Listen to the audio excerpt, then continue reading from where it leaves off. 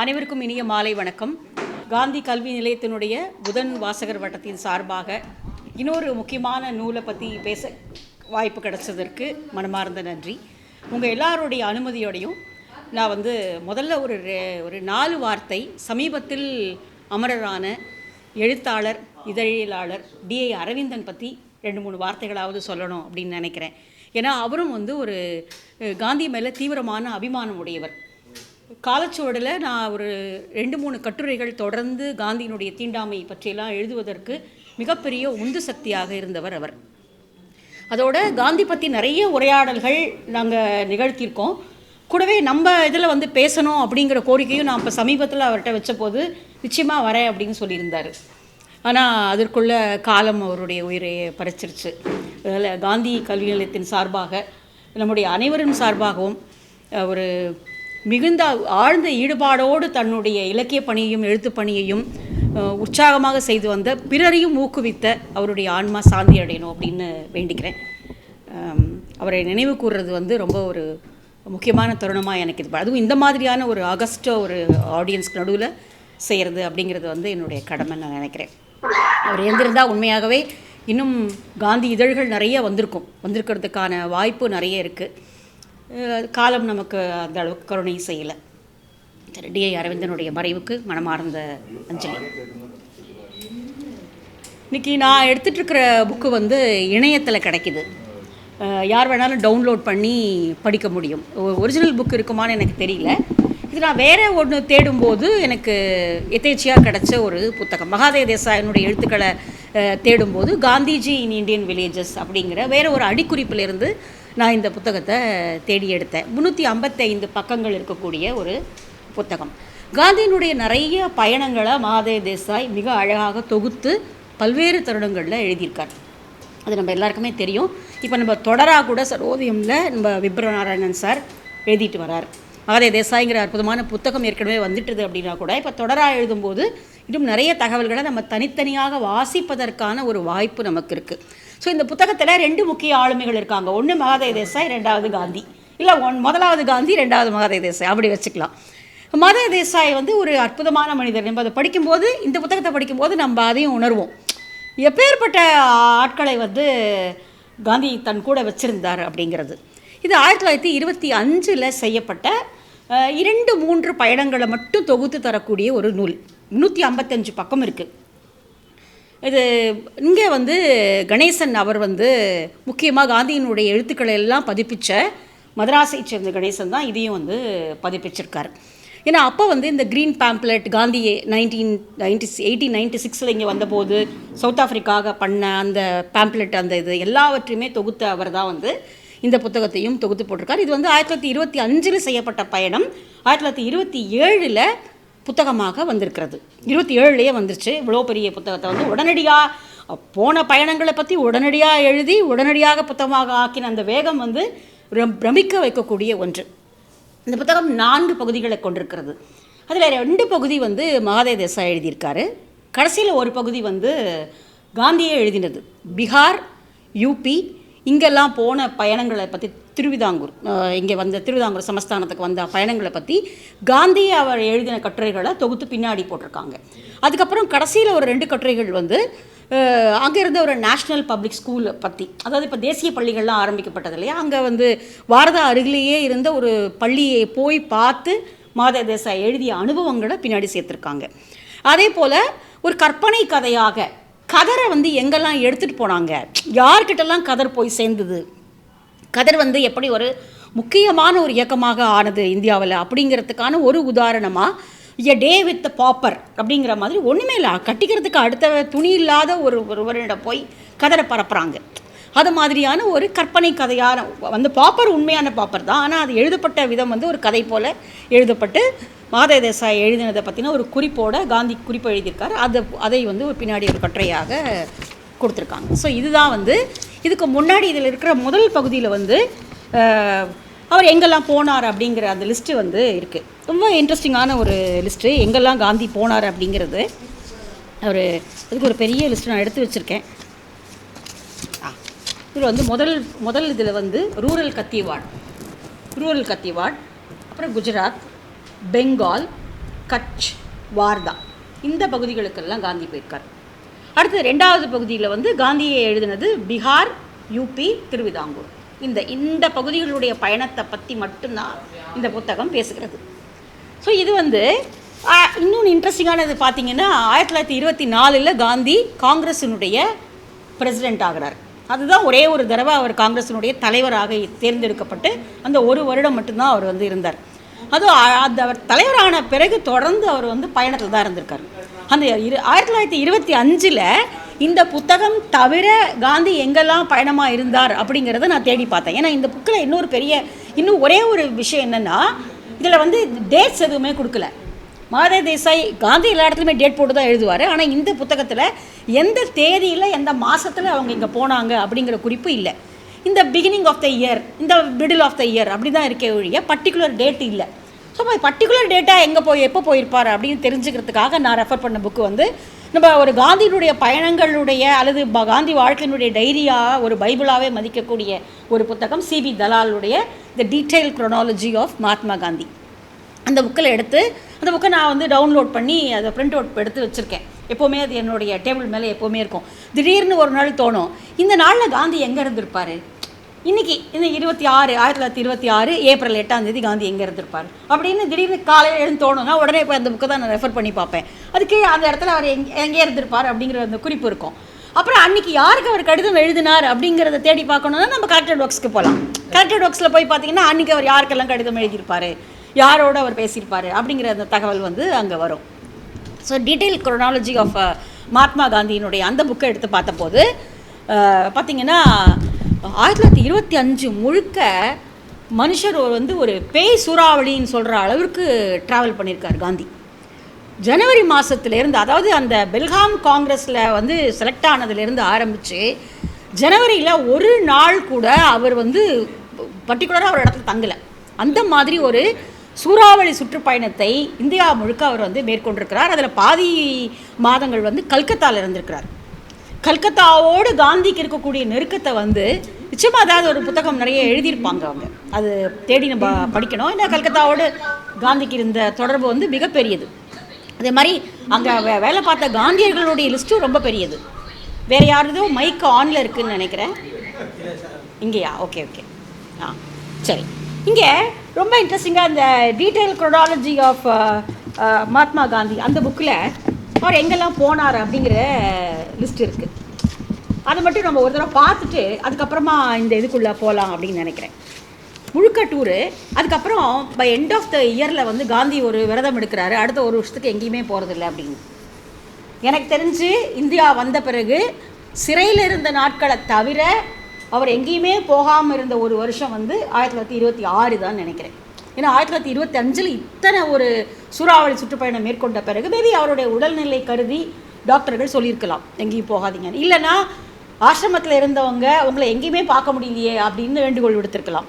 என்ன காரணம்னு தெரியல. ஆனால் அவர் வந்து ஒரு விரதம் எடுக்கிறார், அடுத்த ஒரு வருஷத்துக்கு நான் அந்த இடத்த விட்டு எங்கேயும் போகிறதில்லை அப்படின்னு. ஸோ 1926 முழுக்கவே அவர் வந்து வார்தாவில் தான் இருக்கார். அங்கேருந்து எங்கேயுமே போகல. ஆனால் டிசம்பரில் அதை முறிச்சிக்க வேண்டிய ஒரு சந்தர்ப்பம் வந்தது. அங்கேருந்து அப்போ வெளியில் கிளம்பி அவர் திரும்ப கல்கத்தாக்கு போகிறார் 1926 எண்டில். ஆனால் 1925 முழுக்கவே அவர் வந்து சுற்றுப்பயணத்தில் தான் காந்தி இருந்திருக்கார். அதாவது இந்தியாவினுடைய மேப்பில் இன்றைக்கி நீங்கள் தேடி பார்த்தா கூட கண்டுபிடிக்க முடியாத கிராமங்களுடைய பெயர்களை காந்தியினுடைய டூரில் நீங்கள் பார்க்க முடியும். ரொம்ப ஆச்சரியமாக இருக்கும். எங்கேயோ ஒரு குக்கிராமத்தில் ஏதோ ஒரு இடத்துல இருக்கக்கூடிய ஒரு இதுவாக இருக்கும், அது இந்த பிரதேசமாக இருக்கும். அங்கே போயிருப்பார் அவர். அந்த பெயர்களை அந்த டீட்டெயில் குரோனாலஜி ஆஃப் புக்கில் பார்க்கும்போது நமக்கு அவ்வளோ ஆச்சரியமாக இருக்கும். இத்தனை ஊர்களுக்கு சென்று அந்த மக்களை பர்சனலாக பார்த்து அந்த ஊரில் இருக்கக்கூடிய முக்கியமான பிரச்சனைகளை பேசிய ஒரு தலைவர் வேறு யாராவது இருந்திருப்பாங்களா இந்தியாவில்? வேறு கட்சி சார்ந்த அல்லது வேறு அமைப்புகள் சார்ந்த அல்லது காங்கிரஸ் அமைப்பிலேயே இருந்த வேறு யாராவது இருந்திருப்பாங்களா அப்படின்னு பார்த்தோன்னா நிச்சயமாக இல்லை அப்படிங்கிறது தான் நம்மளோட பதிலாக இருக்க முடியும். அந்த அளவிற்கு எங்கேயோ இருக்கக்கூடிய கடைக்கோடி கிராமங்களுக்கு கூட காந்தி போயிருக்காரு அப்படிங்கிறது வந்து ரொம்ப ஆச்சரியமான ஒரு விஷயம். இன்றைக்கி நான் எக்ஸாம் படிக்கிற மாதிரி படிச்சுட்டு இருந்தபோது என்னுடைய கணவரும் என்னுடைய மகனும் வந்து என்னை கிண்டல் பண்ணாங்க, எத்தனை புக்கு பேசிட்டே நீ என்ன திருப்பி வந்து எக்ஸாம் படிக்கிற மாதிரி படிக்கிற அப்படின்ட்டு. நீங்கள் எத்தனை புக்கு படித்தாலும் காந்தியினுடைய ஒரு புக்கை எடுத்து படிக்கும்போது அது புதுசாக படிக்கிற மாதிரி தான் இருக்கும். என்றால் ஒரு புது இடம், புது மனிதர்கள் அங்கே இருப்பாங்க, புது பிரச்சனைகள் அதே பிரச்சனைகள் தான் இருக்கும். அதை எப்படி அவர் டீல் பண்ணுறாரு அப்படிங்கிறது ரொம்ப புதுசாக இருக்கும், ரொம்ப ஆச்சரியமாக இருக்கும். இதில் பார்த்திங்கன்னா 1926 அவர் எங்கேயுமே போகலை இல்லையா. அப்புறம் 1927 அவர் கதருக்கான டூரை ஆரம்பிக்கிறார். கதருக்கான பிரச்சாரத்துக்காக அவர் வந்து ஸ்ரீலங்காவுக்கு போகிறார். அதை பற்றியும் தனியான புத்தகம் மகாதேவ தேசாயை எழுதியிருக்கார். 1927 ஸ்ரீலங்காவுக்கு பயணம் போன கதர் பயணத்தை பற்றின தனியான புத்தகம் மகாதேவ தேசாயை எழுதியிருக்கார். இதுலேயும் இந்த 25 2 முக்கியமான பிரச்சனைகளுக்காக தான் காந்தி இந்த இடத்துக்கு எல்லாம் போயிருக்கார். ஒன்று கதர் பற்றிய பிரச்சாரம், 2வது தீண்டாமை. இந்த ரெண்டும் தான் வந்து காந்தியினுடைய பேசு பொருளாக இந்த புத்தகம் முழுக்கவே இருந்திருக்கிறது. வேறு எந்த பாலிடிக்ஸும் காந்தி பேசலை. ஏன்னா 1921 நமக்கு தெரியும், ஒத்துழையாமை இயக்கம் நடந்து முடிஞ்சு அந்த சௌரி சௌராவுடைய இன்சிடெண்ட்டுக்கு அப்புறமா அவர் அதை நிறுத்துறாரு. மிகப்பெரிய விமர்சனங்கள் எழுகிறது, எல்லாவற்றுக்கும் காந்தி பதில் சொல்ல வேண்டியதாகிறது, ஏன் நிறுத்தினார் அப்படிங்கிறத. அப்போ திரும்பி வந்து ஒரு பெரிய அளவில் அந்த அந்த மூமெண்ட்டு ஓரளவுக்கு படுத்து போயிருந்தாலும் கூட அதனுடைய அந்த ஃபீவர் இருக்குது இன்னமுமே. ஸோ அதை திரும்ப வந்து அது மீண்டும் அதை கிளறுவதற்கான ஒரு இதுவாக சிவில் டிசொபீடியன்ஸ் கிடையாது. ஆனால் தன்னுடைய நிர்மாண திட்டங்களை உயிர்ப்பிப்பதற்காக அவர் திரும்ப எல்லா இடங்களுக்கும் பயணம் போகிறார். இதில் முக்கியமாக இந்த 2 பிரச்சனைகள் தான் அவர் 2 பிரச்சனைகளை பற்றி தான் அவர் பேசுகிறார். ஒன்று கதர், 2வது தீண்டாமை. கதர் கூட ஓரளவுக்கு சக்ஸஸ்ஃபுல்லாக இருக்கிறத நம்ம இந்த புத்தகம் முழுக்க பார்க்க முடியுது.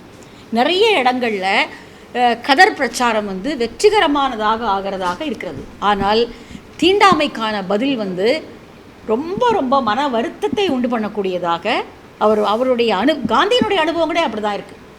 ஸோ இப்போ நிறைய பேர் என்ன சொல்லுவாங்க அப்படின்னா, 1933, 34 காந்தி தீண்டாமை யாத்திரை எடுத்த போது, பூனா ஒப்பந்தம் வந்த பிறகு, அம்பேத்கருடைய நிர்பந்தம் வந்த பிறகு தான் காந்தி வந்து இந்த மாதிரியான விஷயங்களை எடுத்துகிட்டு போனார், போய் அதிகமாக பேச ஆரம்பித்தார் அப்படின்னு. ஆனால் அது உண்மை இல்லை. காந்தி வந்து சவுத் ஆஃப்ரிக்காவிலேருந்து அதை தான் செஞ்சுக்கிட்டு இருந்தார். காந்தி சவுத் ஆஃப்ரிக்காவில் இருக்கும் பொழுதே கிட்டத்தட்ட இங்கே வந்து ஒடுக்கப்பட்டவர்களுக்கு என்ன மாதிரியான அனுபவங்கள்லாம் கிடச்சதோ அது அங்கேயே அவர் கிடச்சது தானே. அங்கேயே அவர் அதெல்லாம் அனுபவிச்சிடலாம். இவந்தோ அவர் ஒடுக்கப்பட்டவர் இல்லைன்னா கூட இங்கே ஒடுக்கப்பட்டவர்களுக்கு கிடைக்கக்கூடிய அத்தனை அநீதிகளும் அத்தனை அவமானங்களையும் அவர் அங்கேயே பார்த்தவர். அதனால் வந்து அவருக்கு அந்த அனுபவம் வந்து புதுசு கிடையாது. ஸோ இங்கே வரும்பொழுதே அவர் வந்து அது அப்படி தான் வர்றார். இந்த புத்தகத்தினுடைய ஆரம்பமே என்ன அப்படின்னா, இந்த புத்தகத்தினுடைய ஆரம்பத்தில் வரக்கூடிய முதல் காட்சியை அவர் வந்து இந்த தூதாபாயினுடைய பள்ளிக்கு போகிறார். தூதாபாய் யார் அப்படின்னா, காந்தியினுடைய ஆசிரமத்தில் முதல்ல சேர்ந்து ஒடுக்கப்பட்டவர். நமக்கு நினைவு இருக்கலாம், முதல்ல கோஷப் ஆசிரமம் ஆரம்பிக்கும் போது அதில் ஒரு தீண்டத்தகாதவரை சேர்த்துக்க முடியுமா அப்படிங்கிற கடிதத்தை தக்கர் பாபா எழுதுகிறார். காந்தி வாஸ் டேக்கன் பேக் அப்படின்னு ஒரு வரி வருவது. அவர் காந்தி அதை யோசிக்கலை. ஏன்னா யாரும் வந்தவங்க எல்லாருமே அங்கே சவுத் ஆஃப்ரிக்காவிலேருந்து வந்தவங்க தமிழர்கள் இருந்தாங்க, அங்கேருந்து வந்தவங்க இருந்தாங்க, அவ்வளோதான். அப்படி ஒரு ஆப்ஷன்ஸ் வந்து அவர் யோசிக்கல. ஆனால் வரும்போது காந்தி அதை எடுத்துக்கிறாரு. அந்த தூதாபாய்க்கும் லக்ஷ்மிக்கும் என்னெல்லாம் நடந்தது, அவங்களோட மனைவிக்கு என்ன நடந்தது அப்படிங்கிறது நம்ம எல்லாருமே படிச்சிருக்கோம். ஆசிரமத்தில் இருந்தவங்களே அது கடுமையாக எதிர்ப்பு தெரிவிக்கிறாங்க, முடியாதுங்கிறாங்க. அந்த அந்த கிணத்துல தண்ணி எடுக்கக்கூடாது அப்படிங்கிறாங்க. ஆனால் அதையும் மீறி இத்தனைக்கு தூதாபாய் நல்லா படித்தவர், ஒரு ஆசிரியராக வேலை பார்த்தவர். அவருக்கே அந்த நிலைமை தான். அப்போ ஓரளவுக்கு ஒரு நல்ல ஒரு நிலையில் இருந்தவர் தான். அவர் ஏழ்மை அப்படின்னா கூட நல்ல நிலையில் இருந்தவர் தான். தூதாபாய்க்கே வந்து அந்த மாதிரியான நிலைமை வருது. அதுக்கப்புறம் கோஷப் ஆசிரமத்தினுடைய பயிற்சிக்கு பிறகு அவர் தன்னுடைய இடத்துக்கே போய் அவர் வந்து ஒரு பள்ளி ஆரம்பிக்கிறார்.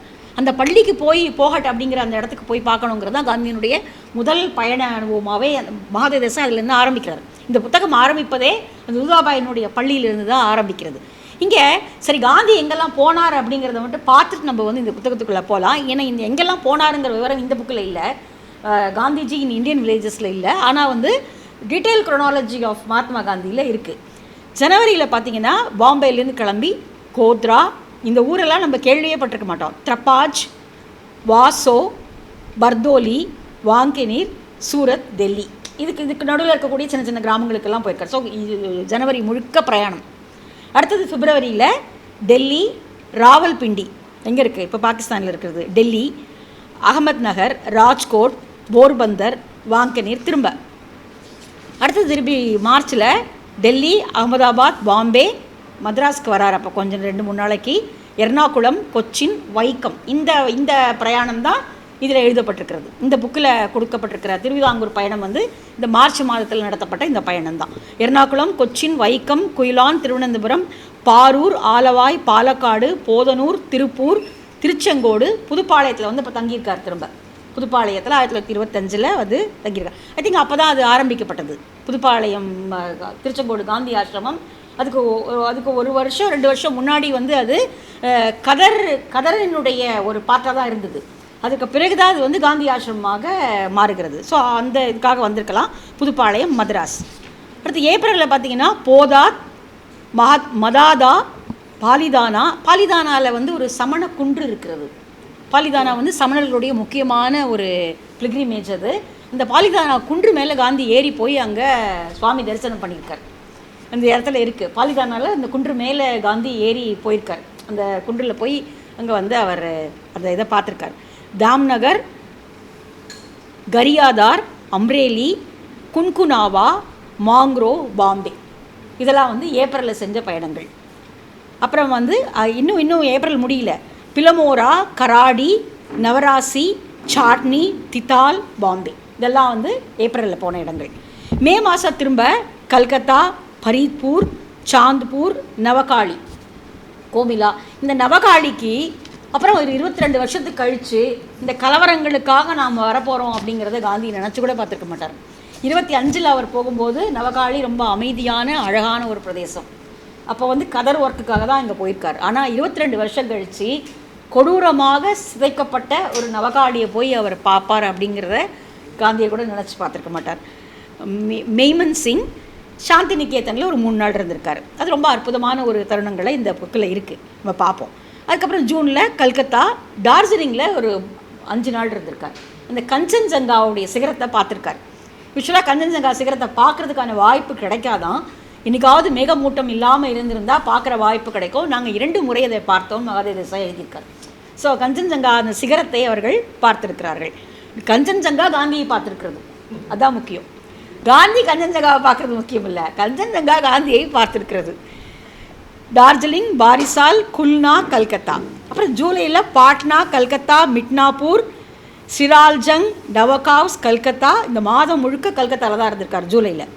ஆகஸ்ட் மாதம் திரும்ப கல்கத்தா, ஜம்ஷெட்பூர், கல்கத்தா, ஆகஸ்ட் முழுக்க கல்கத்தா. ஸோ நிறைய நாட்கள் வந்து கல்கத்தாவில் தான் காந்தி இருந்திருக்கிறார் அப்படிங்கிறத வந்து பார்க்க முடியுது. செப்டம்பரில் பாம்பே, அகமதாபாத், ராஞ்சி, புரூலியா, ஹசாரிபாக், கயா, பாட்னா.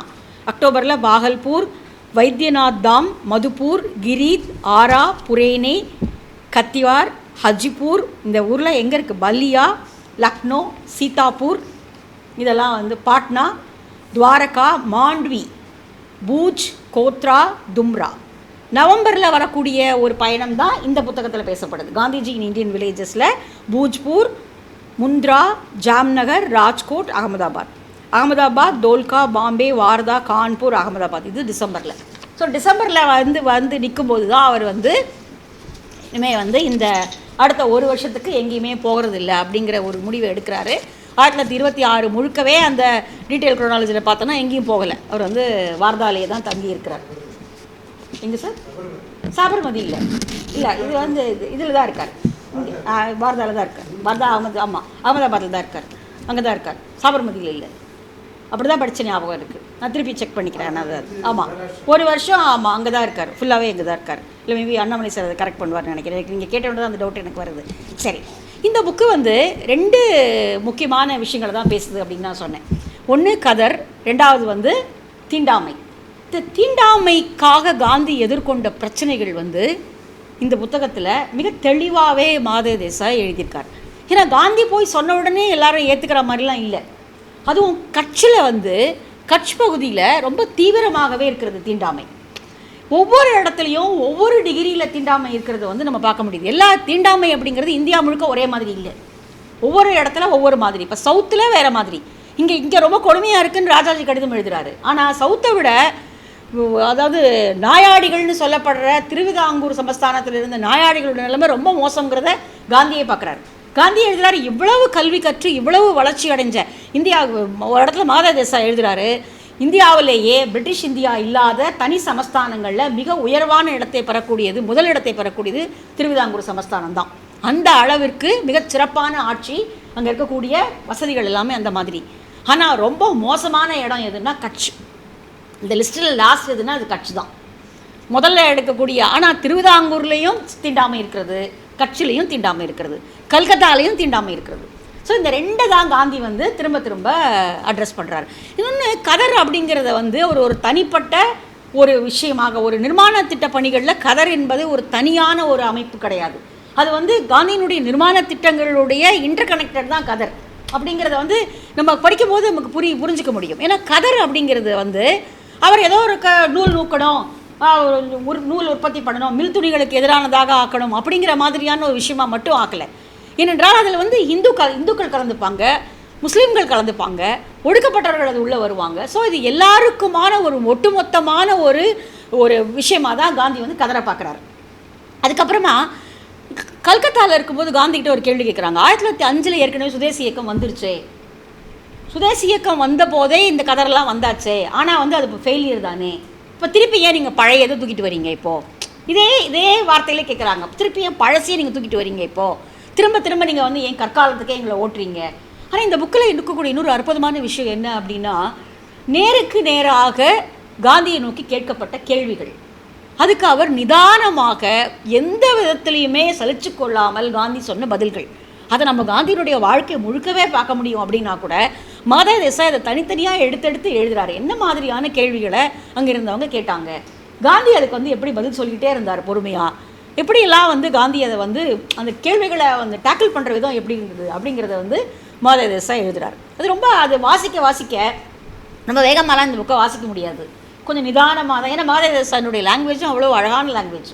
இதில் இன்னொன்று வந்து முக்கியமாக சொல்லியாகணும், காந்தியோடு இருந்த காந்தியர்களுடைய மொழி அப்படிங்கிறது வந்து ரொம்ப அற்புதமானது. நீங்கள் யாரை வேணாலும் அந்த பீரியடில் எழுதின யாரோடைய புக்கை வேணால் எடுத்து படித்து பாருங்கள், அவ்வளவு அழகான ஆங்கிலம், அவ்வளவு அழகான மொழி, அவ்வளோ அழகான டிஸ்கிரிப்ஷன் அந்த புக்கில் இருக்கும். இப்போ ரீசெண்டாக நான் வந்து வேறு ஏதோ ஒன்று படிக்கும்போது வெறியர் எல்வினுடைய புக்கு ஒரு சமயத்தில் ஒரு 3-4 புக்கு நம்ம படிக்க நேர்ந்துருது, வேறு அப்படி தேடி போகும்போது அதில் வந்து இன்னொரு அற்புதமான புக்கு இப்போ படிச்சுட்டு இருக்கேன் நான். ஆனால் அது வந்து காந்திய செயல்பாடுகளோட தொடர்புடைய புத்தகம் இல்லை, ஆனால் வெறியர் எல்வினுடைய புத்தகம் லீவ்ஸ் ஃப்ரம் த ஜங்கிள் அப்படிங்கிற ஒரு புத்தகம். லீவ்ஸ் ஃப்ரம் த ஜங்கிள் அப்படின்னு அவர் வந்து கோண்டு மக்களுக்காக அது வந்து லெப்பர் அசைலம் வச்சு நடத்தின அந்த எக்ஸ்பீரியன்ஸை வந்து வெறியர் எல்வின் எழுதியிருக்கார். அபாரமான மொழி, அவ்வளவு நகைச்சுவை, அவ்வளவு விவரணைகள். அதுபோல் மாதா தேசாயினுடைய மொழியுமே, மாதா தேசாய் வந்து நடுவில் சில இடியம்ஸ் எல்லாம் நடுவில் எழுதியிருப்பார் மாதா தேசாய் இந்த புக்கில். அது நிறைய இடியம்ஸ் எனக்கு புரியவே இல்லை. மச் க்ரை அண்ட் லிட்டில் உல் அப்படின்னு ஒரு வரி இந்த புக்கில், ஒரு வரி மச் க்ரை அண்ட் லிட்டில் உல் அப்படின்னு என்ன, அதாவது ஒன்றும் காரியம் ஒன்றும் இல்லை, ஆனால் ஆர்ப்பாட்டம் ரொம்ப அதிகம். அதுக்கு நமக்கு படித்தாலே நமக்கு புரியுது இல்லையா, காரியம் ஒன்றும் கிடையாது. கடைசியில் எல்லாம் இப்போ அதாவது நீங்கள் ஒரு பெரிய ஒரு ஜோர்த்தால் நிறைய தயிரை கடந்தாலும் கடைசியில் இவ்வளோண்டு வெண்ணெய் தான் வரும், ஒரு கைப்பிடி வெண்ணெய் தான் வரும். அந்த மாதிரி பெரிய ஆரவாரம் ஆனால் கொஞ்சம் தான் வேலை அப்படிங்கிறதுக்கு ஒரு மச் க்ரை லிட்டில் உல் அப்படின்னு ஒரு இடியம் எழுதுகிறாரு மாதா தேசாய். எனக்கு தெரிஞ்ச ஆங்கிலம் பயின்ற 2-3 நண்பர்களுக்கு நான் அதை அனுப்பி கேட்டேன், இது என்னது இது அப்படின்னு. அதில் ஒருத்தங்க சொன்னாங்க, நான் இந்த இடியமை நான் கேள்விப்பட்டதே இல்லை இது வரைக்கும், இப்போ தான் முதல் தடவை நான் பார்க்குறேன் அப்படின்னு. அதுக்கப்புறமா அதே தான் பதில் இதுதான். அப்போது மாதா தேசாயினுடைய அந்த நாலேஜை நீங்கள் யோசிச்சு பாருங்கள். அப்புறம் ஒரு இடத்துல வந்து அவர் எழுதுகிறாரு, அந்த ஊரில் அந்த கட்சியில் வேலை செஞ்ச 2 பேரை பற்றி வித்தல் ஜி பாய் அப்படிங்கிறதும் லக்ஷ்மிகாந்த் பாய்னு 2 பேரை பற்றி எழுதும்போது அந்த லக்ஷ்மி பாய் அப்படிங்கிறவர் வந்து ஃபேபர் மாதிரி அப்படின்னு எழுதுகிறாரு. ஃபேபருக்கு எப்படி இன்செக்ட்ஸ் பற்றி தெரியுமோ இவருக்கு வந்து அங்கே இருக்கக்கூடிய மரங்கள், அங்கே இருக்கக்கூடிய இயற்கை வளம் எல்லாத்த பற்றி அவருக்கு தெரியும் அப்படின்னு ஒரு போகிற போக்கில் எழுதுகிறார் மாதா தேசாய். அப்புறம் எனக்கு நம்ம ஃபேபர் கேசல் அப்படிங்கிற மாதிரியான விளம்பரங்கள்லாம் பார்த்துருப்போம். அப்போ ஃபேபர் யார் அப்படின்னு தேடி பார்த்தா பூச்சிகளை பற்றி மிக முக்கியமான புத்தகங்களை எழுதியவர் ஃபேபர் தான். ஸோ எவ்வளோ பெரிய இப்போ மாதா தேசாய் புக்கை நீங்கள் படிச்சிங்க அப்படின்னா உங்களுக்கு வந்து மொழி அறிவு வரும். காந்தியை பற்றி தெரிஞ்சுக்கிறது அப்படிங்கிறது ஒரு பக்கம் அப்படின்னா உங்களுக்கு நல்ல ஆங்கில அறிவு, நல்ல அழகழகான புத்தகங்களுடைய பெயர்கள், முக்கியமான கொட்டேஷன்ஸு, அப்புறம் வந்து வேறு இலக்கியத்திலிருந்து வரக்கூடிய கொட்டேஷன்ஸ், இது எல்லாமே வந்து நமக்கு தெரிய வரும். அந்த அளவிற்கு ஒரு அற்புதமான ஒரு மொழி நடையில் மாதா தேசாய் வந்து இதை எழுதியிருப்பார். ஸோ இப்போ எல்லா கேட்ட கேள்விகள் எல்லாவற்றுக்கும் காந்தி என்ன மாதிரியான பதில்களை சொன்னார் அப்படிங்கிறத இந்த புத்தகத்தில் அது சொல்ல வந்து தான் நான் அந்த மாதா தேசாயினுடைய மொழிக்குள்ளே போயிட்டேன். அப்போது இந்த புத்தகம் 2 விஷயங்களை தான் பேசுது, கதர் இது. அப்போ கதரில் வந்து அவங்க கேட்குறாங்க, கல்கத்தாவில் தான் அதிகமான கேள்விகள் வருது, கல்கத்தாவில் திரும்ப கேட்குறாங்க. 1905 இங்கே தேசிய இயக்கம் வந்தாச்சு, அதுக்கப்புறம் 1906-7 அது படுத்து போச்சு, திருப்பி ஏன் நீங்கள் அதே பழைய முந்தைய புதிய பாட்டிலில் போடுற மாதிரி ஏன் போடுறீங்க அப்படின்னு. அப்போ அவர் சொல்கிறாரு, அதனுடைய நேச்சரை நீங்கள் பாருங்கள், இதனுடைய நேச்சரை நீங்கள் பாருங்கள். நீங்கள் வந்து ஸ்டடி பண்ணலை, நீங்கள் ஸ்டடி பண்ணாமல் இந்த கேள்விகளை கேட்குறீங்க.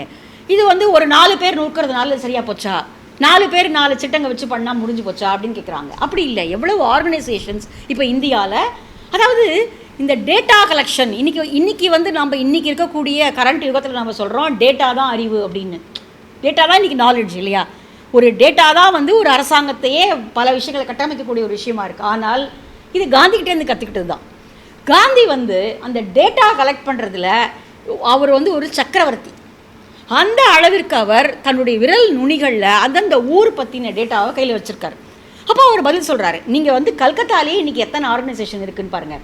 அபோய் ஆசிரமம் இருக்கிறது, அதுக்கப்புறமா சதீஷ் சந்திரதாஸ் குப்தாவினுடைய காதி பரிஸ்தான் இருக்கிறது, அதே போல் சங்கர்லால் பாங்கர் பண்ணிகிட்ருக்காரு, ராஜகோபாலாச்சாரி பண்ணிகிட்ருக்காரு. இந்தியா முழுக்க பல்வேறு ஆட்கள் தங்களுடைய உயிரை கொடுத்து கதரை வளர்த்துட்டு இருக்காங்க. ஆனால் இன்னொன்று என்ன அப்படின்னா, அந்த கதர் வந்து ஏதோ காந்தியினுடைய கனவு திட்டம் மட்டும் இல்லை, எத்தனை பேருடைய வாழ்க்கையில் அது ஒளியேற்றி வச்சுது அப்படிங்கிறத வந்து இந்த புக்கில் நிறைய உதாரணங்களை அவர் கொடுக்குறாரு. ஒரு அம்மா வந்து சொல்கிறா, ஒரு வயசான ஒரு பாட்டி வந்து சொல்கிறா, கல்கத்தாவில் அடுத்த வேளை சாப்பாட்டுக்கு நான் இல்லாமல் இருந்தேன், இன்றைக்கி இந்த நூல் நூற்று எனக்கு வந்து மாதம் ஏதோ ஒரு சில அணாக்களோ ஏதோ ஒரு ரூபாய் 2 ரூபாயோ 3 ரூபாயோ நான் சம்பாதிக்கிறேன், வயிறார ஒருவேளை உணவை நாங்கள் உண்ணுகிறோம், நானும் என்னுடைய பேத்தியும் நாங்கள் பண்ணுறோம், எங்களுக்கு வயிறார ஒரு உணவு கிடைக்கிறது. அப்போது அந்த ஒரு எக்கனாமிக் கணக்கை காந்தி போடுறாரு.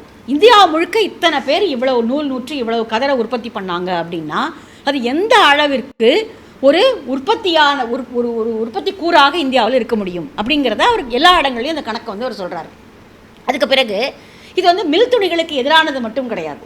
இன்னொன்று, இந்தியாவில் இருக்கக்கூடிய ஐடியலிசம், சோம்பேறியாக உட்காந்துருக்கக்கூடிய, சோம்பேறியா இல்லை, வேலை கிடையாது, வேறு ஒன்றும் வழி இல்லை. வேறு ஒரு விவசாயி ஒரு 6 மாதம் வேலை பண்ணுவான், மீதி மாதம் என்ன பண்ணுவான், ஒன்றும் வேலை கிடையாது.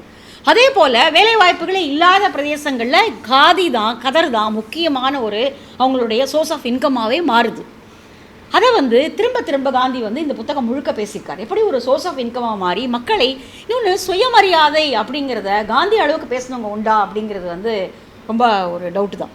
சுயமரியாதை அப்படிங்கிறத நம்ம வந்து வேறு வேறு தலைவர்களுக்குள்ளாம் பொருத்தி பார்த்துக்கிறோம். பெரியார் சொன்னதாக தான் பெரியார் சொல்லுவாங்க. ஆனால் ஒரு சுயமரியாதையோடையும் தன்மானத்தோடையும் வாழ வேண்டியது தான் இந்திய மக்களுடைய கடமை அப்படிங்கிறத வந்து காந்தி தான் முதல்ல வலியுறுத்தினார். அதனால தான் அந்த கதரை அவர் முதல்ல நிர்மாண திட்டங்களில் முக்கியமான இடம் கதருக்கு கொடுக்கப்பட்டது வந்து அதனால தான்.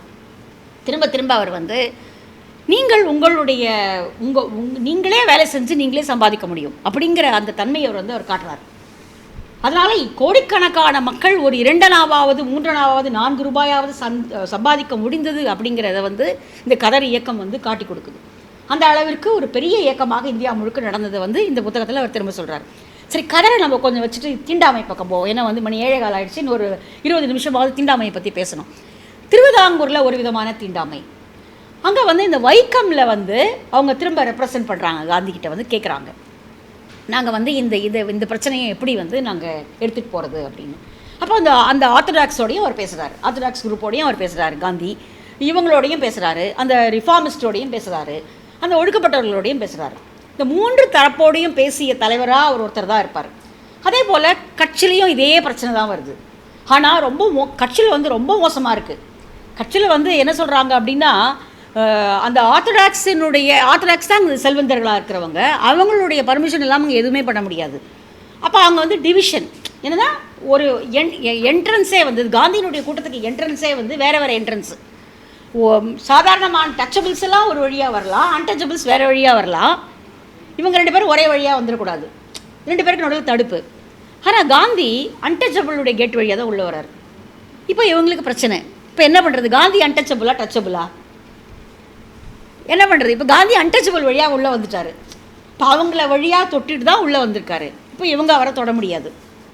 இப்போ என்ன பண்ணுறது? இப்போ அந்த அட்ரஸ் என்ன பண்ணுறாங்க, அப்படி தூக்கி அப்படி கையில் கொடுக்குறாங்க. அப்படி அவர் கொடுக்க வேண்டிய இந்த கேஸ்கெட்டையும் அந்த இதையும் தூக்கி அப்படி கையில் அப்படி போடுறாங்க, திட்டு. அதனால் காந்தி சிரிச்சுக்கிறாரு. அப்புறமா திருப்பி வந்து அப்புறம் வந்து அன்டச்சபிள்ஸ் வந்து ஒரு இடத்துல கேட்குறாங்க, கார் போகுது, போகிற வழியில் நிறுத்தி நீங்கள் எங்கள் இடத்துக்கு வாங்க, எங்களை அங்கே விடமாட்டாங்க, நீங்கள் எங்கள் இடத்துக்கு வந்து எங்கள்கிட்ட பேசிட்டு போங்க அப்படிங்கிறார். காந்தி சொல்கிறாரு, என்னுடைய டயத்தை வந்து இது பண்ணியிருக்கிறவங்க அவங்க தான் மீட்டிங் அரேஞ்ச் பண்ணியிருக்காங்க, இப்போ நான் அதை கட் பண்ணிவிட்டு உங்ககிட்ட வந்து பேச வந்தேன்னா நான் உங்களோட 5 நிமிஷம் தான் பேச முடியும். நீங்கள் ஒன்று பண்ணுங்கள், நீங்கள் எல்லோரும் அங்கே வந்துடுங்க. நீங்கள் அங்கே எப்படி இல்லாமல் போகிறீங்கிறத நான் பார்த்துக்கிறேன். நீங்கள் அங்கே இருப்பீங்க, என்னோட உட்காந்து நீங்கள் பேசுவீங்க. உங்களோட நான் 1 மணி நேரம், அங்கே எவ்வளோ நேரம் இருக்கிறதோ அந்த அளவுக்கு நேரம் நீங்கள் அங்கே இருக்கலாம் அப்படிங்கிறாரு. ஸோ அப்போ அவங்க எல்லாருமே அங்கே வராங்க, அந்த அன்டச்சபிள்ஸ் எல்லாருமே அங்கே வராங்க. வந்தபோது இதே பிரச்சனை தான் வருது. அந்த ஆர்த்தடாக்ஸ் வந்தப்போ என்ன பண்ணுறாங்கன்னா, நாங்கள் இங்கே உட்கார மாட்டோம் அப்படின்னு. அப்போ காந்தி ஒரு வாக்கெடுப்பு நடத்துகிறார். இதில் யார் யார் அவங்க இப்படி உட்காரலாங்கிறத தீர்மானிக்கிறீங்க, யார் யார் தீர்மானிக்கலை அப்படின்னும் போது நிறைய பேர் வந்து அந்த ஆர்த்தடாக்ஸ் சைட்லேயே என்ன பண்ணுறாங்க, நிறைய பேர் வந்து இல்லை அவங்களும் இங்கே இருக்கட்டும் அப்படின்னு கையோசித்துறாங்க. ஒரு சில குறிப்பிட்ட பிரிவினர்கள் மட்டும் நாங்கள் வந்து அவங்கள அலோவ் பண்ண முடியாது, அவங்கள அலோவ் பண்ணோன்னா எங்கள் சமுதாயத்தில் நாங்கள் பதில் சொல்ல வேண்டி வரும், நாங்கள் பண்ண முடியாது அப்படிங்கிறாங்க. அப்போது காந்தி என்ன சொல்கிறாரு, அப்போ பெருவாரியான ஆட்கள் ஒரு பக்கமாக என்னோட உட்காந்துக்கோங்க, நீங்கள் தானே இப்போ வந்து வேண்டாங்கிறீங்க இல்லையா, இப்போ நீங்கள் தான் அன்டச்சபிள்ஸ், நீங்கள் போய் தனியாக உட்காந்துக்கோங்க, அவ்வளோதான் பிரச்சனை, அவ்வளோதான். நீங்கள் தனியாக உட்காந்துக்கோங்க, யார் ரொம்ப ஆர்த்தடாக்ஸியாக இருக்கீங்கோ நீங்கள் தனியாக உட்காந்துக்கோங்க, நாங்கள் எல்லோரும் ஒன்றா உட்காந்துக்கிறோம், அவ்வளோதான். ஸோ இப்போ இப்படி தான் வந்து அதை இது பண்ண முடியுமே ஒழிய உங்களுடைய எல்லா ரிஃபார்முமே வந்து அப்படி தான் நடைபெற முடியும். இந்த மாதிரியான பேச்சுவார்த்தைகள் மூலமாக தான் அடுத்தடுத்து கொண்டு போக முடியும் அப்படிங்கிறத காந்தி இதில் எல்லா இடத்துலையுமே வந்து பேசிக்கிட்டே வராரு அப்படிங்கிறத பார்க்க முடியுது. அப்புறம் இன்னொன்று வந்து நிறைய இடங்களில் நடந்த அந்த மீட்டிங்கினுடைய அந்த தன்மை எப்படி நடந்தது, எங்கெல்லாம் வந்து மீட்டிங் நடந்தது, எப்படியெல்லாம் மக்கள் வந்து ஏகோபித்து வந்து வந்தாங்க அப்படிங்கிற காட்சிகளை மாதவி தேசாய் இந்த புத்தகம் முழுக்க வந்து கொடுத்துருக்காரு. இதில் வங்காளத்தில் வந்து பார்த்தீங்க அப்படின்னா இன்றைக்கி வந்து பங்களாதேஷ், அன்றைக்கி வந்து ஒருங்கிணைந்த அந்த வங்காளத்தில் ஈஸ்ட் பெங்காலில் முழுக்க நதிகள் தான் இருந்தது. அந்த நதிகளில் ஒரு இடத்துல மாதவி தேசாய் எழுதுகிறாரு, இவங்க ஒரு சின்ன ஒரு நாட்டு படகுல போகிறாங்க. அந்த பக்கத்தில் இருக்கக்கூடிய கரைகள் முழுக்க மனித ஓடைகளைப் போல மக்கள் அப்படியே ஓடி வந்துகிட்டே இருந்தாங்களாம் கூடவே. அவங்க போகிற அந்த பத்மா நதியில் காந்தி பயணம் பண்ணி போகிறாரு.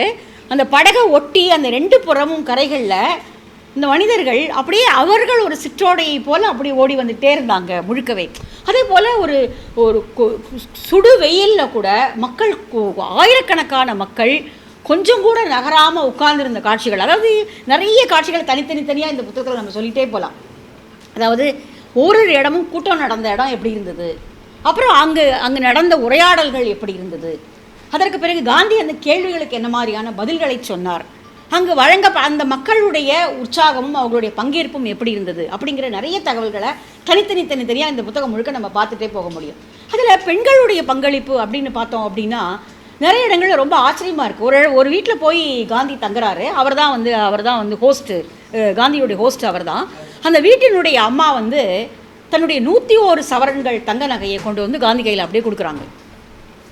101, அதாவது அவருடைய அம்மா, அந்த ஹோஸ்டாக இருக்கிறவருடைய அம்மா வந்து 101 சவரன் நகையை கொண்டு வந்து அவருடைய கையில் அப்படியே கொடுக்குறாங்க.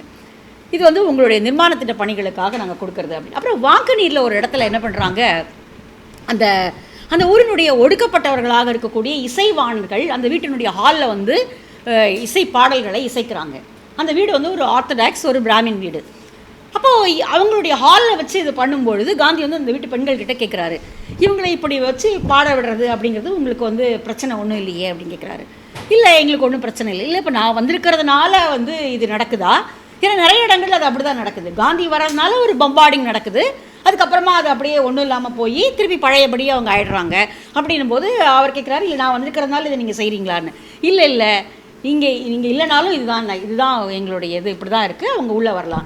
ஒருவேளை அவங்களை எக்ஸ்கம்யூனிகேட் பண்ணால் நீங்கள் என்ன பண்ணுவீங்க அப்படின்னா, பரவாயில்ல பண்ணிக்கிட்டோம், எங்களுக்கு அதை பற்றி கவலை இல்லை, நாங்கள் எங்களை வந்து இந்த சமூகத்திலேருந்து ஒதுக்கி வச்சாலும் நீங்கள் சொன்ன இந்த கொள்கைகளை நாங்கள் கடைபிடிப்பதாகத்தான் இருக்கிறோம் அப்படிங்கிறது அவங்க சொல்கிறாங்க. ஸோ இப்போ எல்லா இடங்கள்லையும் காந்தி இதையும் கேட்குறாரு, நீங்கள் வந்து மனப்பூர்வமாக இதை செய்கிறீர்களா, இல்லை நான் வந்திருப்பதனால இதை நீங்கள் செய்கிறீங்களா அப்படின்னு. அப்போது அந்த வைக்கம் போராட்டத்துக்கு முன்னோடியாக அங்கு நடந்த உரையாடல்களையும் இந்த புத்தகம் நமக்கு தொகுத்து தருகிறது. இங்கே வந்து அவங்க எப்படி வந்து எவ்வளோ தூரம் அலோவ் பண்ணக்கூடாது அப்படிங்கிற எல்லாரோடையும் பேசின. நாராயணகுருவனுடைய இடத்துக்கு போய் காந்தி இந்த பீரியடில் தான் ஒரு நாராயணகுரு ஆசிரமத்துக்கு காந்தி போகிறாரு, அங்கே போய் பேசினது எல்லாமே. அப்போது இந்த தீண்டாமை அப்படிங்கிற பிரச்சனையை இன்னும் அடுத்த அளவுக்கு பெரிய அளவில் அவர் வந்து 33 தான் பேச போகிறார். திரும்ப 33, 34 தீண்டாமை யாத்திரையும் போது தான் காந்தி வந்து இன்னும் பெரிய அளவில் பாலிடிக்ஸ் இல்லாமல் அதை பற்றி பேச போகிறார். ஆனால் அதுக்கு முன்னோடியாக இங்கே பேசக்கூடிய இந்த விஷயங்களை வந்து இந்த 25 டூர்லேயே நம்ம வந்து பார்க்க முடியுது. அப்புறம் அப்புறம் கட்சி ரொம்ப மோசமாக இருக்கிறத நிறைய இடங்களில் மாதவி தேசாய் பதிவு பண்ணுறாரு. மிக மோசமான தீண்டாமை என்பது எப்படி நாயாடிகளுக்கு திருவனந்தபுரத்தில் இருக்கிறதோ அதே போல் ஒரு நிலைமை வந்து கட்சிலையும் இருக்கிறது. கட்சி வந்து ரொம்ப ஒரு பின்தங்கிய பிரதேசமாக தான் அப்போ இருந்திருக்குது. ஈவந்தோ நம்ம சரோதயமில் நான் முதல்ல ஒரு தொடர் எழுதினேன், தக்கர் பாபாவுடைய பயணம்னு. 1934 தக்கர் பாபா மேற்கொண்ட பயணம். அதில் ஒரு கட்சிக்கும் போயிருந்தார். 34லேயே கட்சிக்கு போகிறது ரொம்ப கஷ்டமான ஒரு பிரயாணம் தான். ஏனென்றால் ஒட்டகத்தினுடைய முதுகுலையும் தார் சாலைகளே இங்கே கிடையாது. சாலைகளே கிடையாது. தார் சாலை என்ன, சாலைகளே கிடையாது. ஈவன் 34ல் அவர் போன போதுமே சாலைகள் கிடையாது. தக்கர் பாபா போன போதே சாலைகள் கிடையாது. அப்போ இங்கேயும் வந்து அப்போ 25 காந்தி போன போது எப்படி இருந்திருக்கும் பார்த்துக்கோங்க. சுத்தமாக சாலைகளே எங்கேயுமே கிடையாது. ஆனால் அந்த சாலைகளில் இல்லாத அந்த பிரதேசங்களுக்கு காந்தி பயணம் போயிருக்கிறார். அங்கே போனால் என்ன பிரச்சனை அப்படின்னா தண்ணீர் கிடையாது. அவ்வளவு கொதிக்கிற வெயில் இருக்கக்கூடிய அந்த இடத்துல தண்ணீர் கிடையாது. தண்ணீர் எடுக்க அவர்களுக்கு அனுமதி இல்லை. அவங்க திரும்ப திரும்ப வைக்கிற 2 கோரிக்கை வந்து ஈவன் இந்தியாவில் அந்த ஒடுக்கப்பட்ட மக்கள் வச்ச கோரிக்கைகள் ஃபுல்லாகவே காந்தியோட தொகுத்து பார்த்தோன்னா 2 தான் அவங்க வந்து முக்கியமாக சொல்கிறாங்க. ஒன்று கல்வி மறுக்கப்படுகிறது, தண்ணீர் இல்லை. முக்கியமாக இந்த தண்ணீர் இல்லாதது வந்து ரொம்ப பெரிய கொடுமை. கல்வி கூட வேறு ஏதோ ஒரு ஏற்பாடுகள் அப்புறம் பின்னாடி செய்கிறாங்க அப்படின்னா கூட தண்ணீர் எடுக்க விடாத, தண்ணீருக்காக ரொம்ப நேரம் காத்து கொண்டிருக்கக்கூடிய அந்த தன்மையை வந்து எல்லா இடங்களுமே வந்து பார்க்க முடியுது. இது வெஸ்ட் பெங்காலில் வேறு மாதிரி நிலைமை. பெங்காலில் பார்த்தீங்கன்னா நாமசூத்ராஸ் என்பவர் தான் ஒடுக்கப்பட்டவங்க. அந்த நாமசூத்ராஸனுடைய நிலைமை என்ன அப்படின்னா அவங்க வீட்டுக்குள்ளே வரலாம், வீட்டுக்குள்ளெல்லாம் அலோவ் பண்ணுவாங்க. ஹை காஸ்ட் வந்து வீட்டுக்குள்ளெல்லாம் அவங்களை அலோவ் பண்ணுவாங்க, சில இதில் பார்ட்டிசிபேட் பண்ணலாம். ஆனால் அவர்கள் தண்ணீர் வைத்திருக்கக்கூடிய அறைக்குள்ளே போயிடக்கூடாது. அவங்க தண்ணி வச்சுருக்கிற ரூமுக்குள்ளே போயிடக்கூடாது. தண்ணி இருக்கிற இடத்துக்கு அவங்க போயிட்டாங்கன்னா அது திட்டு, அந்த தண்ணி அவங்க தொட மாட்டாங்க. அப்புறமா இதனுடைய அந்த அளவுகோல் வந்து ரொம்ப ஆச்சரியமாக இருக்கும். இந்த நாமசூத்ராஸ் பற்றி காந்தி வந்து நவகாளியும் பேசுகிறாரு. நவகாளியில் வந்து அந்த கலவரம் நடந்து எல்லாரும் அகதிகளாக இருக்கும்போது காந்தி அந்த இந்து ரிஃபார்மிஸ்ட் அவங்கக்கிட்ட வந்து அந்த இந்து மகாசபை எல்லாம் வராங்க. அப்போ சொல்லும்போது அப்போ காந்தி ரொம்ப கோபமாகவே கேட்குறாரு, இந்த நிலைமையில் கூட நீங்கள் தீண்டாமையை விட மாட்டீங்க அப்படின்னா உங்களுக்கு எப்படி விடிவு காலம் வரப்போகுது? இந்த மாதிரி ஒரு கலவரம் பாதித்து அகதிகளாக இருக்கக்கூடிய இடத்துல கூட நீங்கள் நாமசூத்ராஸை உள்ளே விட மாட்டோம், இந்த பொருட்களை நாங்கள் நாமசூத்ராஸுக்கு கொடுக்க மாட்டோம் அப்படின்னு இருந்தீங்கன்னா இதுக்கான விடிவு எங்கே தான் இருக்க முடியும் அப்படின்னு. அதுக்கப்புறம் ஹிந்து ரிலீஜியன் பற்றி காந்தி வைத்திருந்த கருத்துக்கள் இந்த புத்தகத்தில் பேசப்படுகிறது. முக்கியமாக இந்து சமயத்தினுடைய மிக முக்கியமான தவிர்க்க முடியாத சீர்திருத்தவாதினா மற்றவர்கள் யாரெல்லாமோ சொல்லுவாங்க, ஆனால் அது காந்தி தான். காந்தி அந்த கணக்கில் யாரும் எடுத்துக்கிறது இல்லை. இந்து மதத்தினுடைய சீர்திருத்தவாதி அப்படிங்கிறதுக்கு நம்ம நிறைய பேர் வேறு வேறு பேர்களை சொல்கிறோம். ஆனால் இந்து சமயத்தினுடைய மிக முக்கிய சீர்திருத்தவாதி காந்தி தான். ஏன்னா அதற்கான கேள்விகளை இதில் அவர் வந்து எதிர்கொள்கிறார். இங்கே இது வந்து இந்து சமுதாயத்தினுடைய, அதாவது நிறைய ஆர்த்தடாக்ஸ் என்ன சொல்கிறாங்க அப்படின்னா இது இந்து சமுதாயத்தினுடைய ஒரு பகுதி தானே, இந்து மதத்தினுடைய ஒரு பகுதி தானே. அப்போ அதில் வந்து நாமசூத்ராஸ் பண்ணுற அவங்க பெங்காலில் வந்து என்ன சொல்கிறாங்க அப்படின்னா நாங்கள் பண்ணுற ஸ்வீட்ஸை கூட அவங்க வாங்கிக்க மாட்டேங்கிறாங்க. நாங்கள் எங்களுடைய வேலை வந்து ஸ்வீட்ஸ் பண்ணி விற்கிறது அப்படின்னா அதை வாங்கிக்க மாட்டேங்கிறாங்க. இப்போ நாங்கள் எப்படி தான் வந்து வேலை பண்ணுறது, எப்படி நாங்கள் விற்பனை பண்ணுறது அப்படின்னு கேட்கும்போது காந்தி கேட்குறாரு, ஐரோப்பியர்கள் விற்கக்கூடிய கன்ஃபெக்ஷனிஸ் சாக்லேட்ஸை வாங்கி சாப்பிட்றீங்க, நம்ம ஊரில் இருக்கக்கூடிய இவங்க பண்ணுறது ஏன் நீங்கள் வாங்கிக்க மாட்டேங்கிறீங்க, இதில் என்ன உங்களுக்கு தீட்டு வந்துடுது அப்படின்னு கேட்குறாரு. இல்லை இது வந்து வரையறுக்கப்பட்டது, இந்து சமயத்தினுடைய வரையறுக்கப்பட்டது இதுதான் அப்படின்னு அவங்க வந்து பதில் சொல்கிறாங்க. எங்கே எழுதியிருக்குன்னு காட்டுங்க. வைக்கமில் அவர் காந்தி கேட்குறாரு, சங்கராச்சாரியார் எழுதியிருக்காரு அப்படின்னா சங்கராச்சாரியார் எங்கே எழுதியிருக்கிறாரு அப்படிங்கிற அந்த ஸ்கிரிப்டை எனக்கு கொண்டு வந்து காட்டுங்க. எனக்கு வந்து நேரடியாக அதை காட்டி ஒருவேளை அவர் அப்படி எழுதியிருந்தாலும் என்னுடைய மனசாட்சிக்கு அது ஒப்பவில்லை என்றால் அது இந்து மதத்தினுடைய பகுதி கிடையாது. அவ்வளோதான். என்னுடைய இந்து மதம் எனக்கு சகோதரத்துவத்தையும் ஹியூமானிட்டியும் தான் எனக்கு வலியுறுத்துது, மனிதத்துவத்தை தான் வலியுறுத்துகிறது. அப்படி அது சாஸ்திரத்தில் எழுதப்பட்டிருந்தது என்றால் எவ்வளவோ பழக்கங்களை நாம் இன்றைக்கி விட்டுருலையா? இன்றைக்கி சதி கிடையாது. இன்றைக்கி வேறு ஒரு காட்டுமிராண்டித்தனமான சில விஷயங்களை, ஆக்சுவலாக காட்டுமிராண்டி கூட நம்ம சொல்லக்கூடாது. காட்டுமிராண்டிங்கிற வார்த்தையே அன்பார்லிமெண்ட்ரி தான். ஏன்னா பழங்குடி மக்களை நம்ம காட்டுமிராண்டிகள் சொல்லி பழக்கப்பட்டுட்டோம். ஆனால் அவர்கள் ரொம்ப கல்ச்சர்டு பீப்புள் அப்படிங்கிறத வெறியர் எல்வின் நிறைய இடத்துல எழுதியிருக்காரு. அவ்வளோ கல்ச்சர்டு அவங்க அப்படிங்கிறது வந்து வெறியர் எல்வின் மாதிரி கோந்து மக்களை காதலிச்சவங்க யாரும் இருக்க முடியாது. அவர் அவ்வளோ அழகாக எழுதுறாரு. அவங்கக்கிட்ட என்ன மாதிரியான கல்ச்சர்டு விஷயங்கள்லாம் இருந்தது அப்படிங்கிறது. அதனால் அப்படிப்பட்ட தவிர்க்க முடியாத எவ்வளோ பழக்கங்கள் இன்றைக்கி இல்லாமல் போச்சு. அப்போது என்னுடைய இந்து மதம் இந்த விஷயங்களை பிடித்து கொண்டு தான் வாழ வேண்டும் என்று நினைத்தால் அந்த இந்து மதம் அழிஞ்சே போனாலும் பரவாயில்ல அப்படிங்கிறார் காந்தி. இது ரொம்ப ஒரு ஒரு காத்திரமான ஒரு பதில். ஒரு சமூக ஆர்த்தடாக்ஸில் வந்து சொல்கிறவங்களுக்கு இந்த மாதிரி தான் ஒரு மதம் வந்து இருக்கணும் அப்படின்னா லெட் இட் பெரிஷ், அது வந்து அழிஞ்சே போனாலும் பரவாயில்லை, அதை பற்றி எனக்கு கவலை இல்லை அப்படிங்கிற அந்த தைரியம் தான், இந்த காந்தியினுடைய இந்த தைரியம் தான் இந்த புத்தகத்தில் வந்து ரொம்ப வெளிப்படையாக தெரியக்கூடிய ஒரு விஷயம். பின்னாடி தான் அவர் எடுத்துக்கிட்டாரு, பூனா ஒப்பந்தத்துக்கு அப்புறம் தான் எடுத்துக்கிட்டாரு அப்படிலாம் கிடையாது. அவர் வந்து மிக தீர்க்கமான பதில்களை இந்த ஆர்த்தடாக்ஸி பீப்புள்களுக்கும் இந்த இவங்களுக்கும் வந்து கொடுத்துருக்காரு. நிறைய ரொம்ப ரொம்ப ரொம்ப ஒரு சுவாரஸ்யமான பதிவுகள்லாம் இந்த புத்தகத்தில் நிறைய இருக்குது. ஏன்னா காந்தி எந்த இடத்துக்கு போனாலும் அங்கே சுவாரஸ்யத்துக்கு குறைவே கிடையாது. ஒரு இடத்துல டாக்காவில் ஒரு இடத்துல ஒரு வயதானவர் வந்து என்ன பண்ணுறாரு, அவருடைய கழுத்தில் காந்தியினுடைய புகைப்படத்தை மாட்டி கயிறில் மாட்டி கழுத்தில் மாட்டியிருக்காரு. அவருக்கு ஒரு 70-75 வயசு இருக்கக்கூடிய முதியவர். காந்தியை பார்த்த உடனே காந்தி மகாராஜ் அப்படின்னு சொல்லி காலில் வந்து விழுந்து கதறி அழறாரு. அப்போ வந்து காந்தி கேட்குறாரு என்ன அப்படின்னா, அவருக்கு வந்து பெராலிட்டிக் அட்டாக் வந்திருக்கு ஒரு பீரியடில். ஆனால் இந்த படத்தை வாங்கி நீங்கள் கழுத்தில் மாட்டிக்கிட்டீங்கன்னா காந்திக்கு வந்து ஒரு மிஸ்டிக் பவர் இருக்குது, அது சரி பண்ணிவிடுவார் அவர் உங்களை அப்படின்னு யாரோ சொன்னதை கேள்விப்பட்டு காந்தி மகாராஜனுடைய ஃபோட்டோவை அவர் மாட்டிக்கிறாரு. அவர் காந்தி மகாராஜ் தான் சொல்கிறாரு. அவர் வந்து அப்போ அவருக்கு சரியாகவும் ஆயிடுச்சு. அவருக்கு அவர் அந்த புகைப்படத்தை மாட்டிக்கொண்ட ஒரு வருடத்துக்குள் அவருடைய 2 காய்கள் விளங்காமல் போன கை கால்கள் சரியாயிடுச்சு. அப்போ அவர் வந்து காந்தி இந்த இடத்துக்கு வராருன்னு தெரிஞ்சோடனே அவர் எங்கேருந்தோ ட்ராவல் பண்ணி வந்து காந்தி காலில் விழுந்து அழுது எனக்கு வந்து நீங்கள் அருள் கொடுக்கணும் அப்படிங்கிறாரு. காந்தி சொல்கிறாரு என்னாலலாம் ஒன்றும் நடக்கலை, அது வந்து நீங்கள் வேறு ஏதோ உடம்பு உழைப்பு எவ்வளோ மருந்துலையோ ஏதோ சரியாக இருக்கிறது, அதனால் இது நான் காந்தி மகாராஜெல்லாம் கிடையாது, நான் காந்தி. முதல்ல வந்து நீங்கள் உங்கள் கழுத்தில் இருக்கக்கூடிய அந்த இதை கழட்டிடுங்க, அது சரியா இல்லை, அதை கழட்டிடுங்க அப்படிங்கிறாரு. சரி நான் இதை கழட்டிடுறேன், ஆனால் வந்து நீங்கள் தான் காந்தி மகாராஜ். திரும்ப காலை விழுந்து அழுதுட்டு போகிறாரு. அதுக்கு வந்து கீழே மகாதேவ தேசாய் அந்த பேராவை முடிச்சிருப்பார். அவர் நம்பலை, ஆனால் அவர் கிளம்பும்போது அவர் நினச்சிருப்பார் நம்மளை குணப்படுத்தின காந்தி மகாராஜ் வேறு, இந்த காந்தி வேறு, இந்த காந்தி வேறு அப்படிங்கிற ஒரு நினைப்போடு தான் அவர் போயிருப்பார் அப்படின்னு.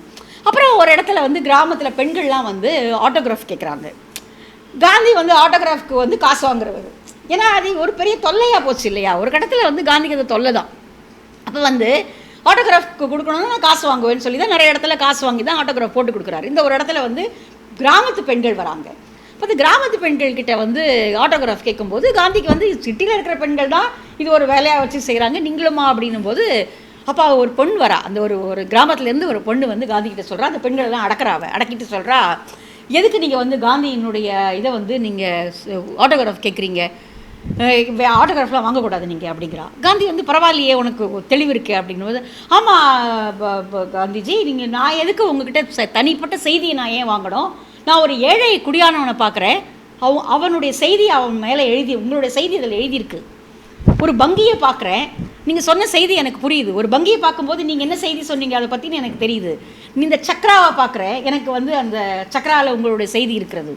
நீங்கள் வந்து நவஜீவன்லேயும் யங் இந்தியாவிலையும் எழுதிக்கிட்டே இருக்கீங்க, அந்த செய்திகள் போகாதா எங்களுக்கு, இதை விட தனியாக நீங்கள் என்ன ஒரு புதுசாக நீங்கள் செய்தி வந்து நீங்கள் எழுதிட போகிறீங்க. ஸோ நாங்கள் எங்கெல்லாம் எதெல்லாம் பார்க்குறோமோ அதெல்லாமே உங்களுடைய செய்திகள் தான் எங்களுக்கு, அதனால் தனிப்பட்ட ஒரு செய்தியாக நீங்கள் எதுவும் எங்களுக்கு எழுதி தரணுங்கிற அவசியம் எங்களுக்கு கிடையாது அப்படிங்கிறாங்க. அதே போல் நிறைய இடத்துல பெண்கள் வந்து ஒரு இடத்துல வந்து ஒரு ஒடுக்கப்பட்டவர்கள் இடத்துல வந்து எங்களுக்கு கட்சியில் வந்து எங்களுக்கு கோவில் வேணும் அப்படின்னு கேட்குறாங்க. இப்போ காந்தி சொல்கிறாரு, மற்ற விஷயங்களுக்கு தான் நான் வந்து இந்த பணத்தை செலவு பண்ணுவேன், கோவில் உங்களுக்கு வேணும்னா நீங்களாக தான் அந்த பணத்தை தேடி எடுக்கணும். அப்புறம் கட்சியில் இன்னொரு ஒரு போர்க்குடி என்னன்னா, கட்சியில் சேகரித்த பணத்தை கட்சிக்கே தான் செலவழிக்கணும், வேறு யாருக்கும் நாங்கள் கொடுக்க மாட்டோம் அப்படின்றாங்க. அப்போ காந்திக்கு வந்து கோவம் வந்துடுது. காந்தி சொல்கிறாரு இது சரி கிடையாது. நான் அப்போ வந்து ஏன்னா 1925 தான் தேசபந்து சித்ரஞ்சன் தாஸ் வந்து இறந்து போயிருக்கார். அவர் காலமான ஒரு நேரம் அது.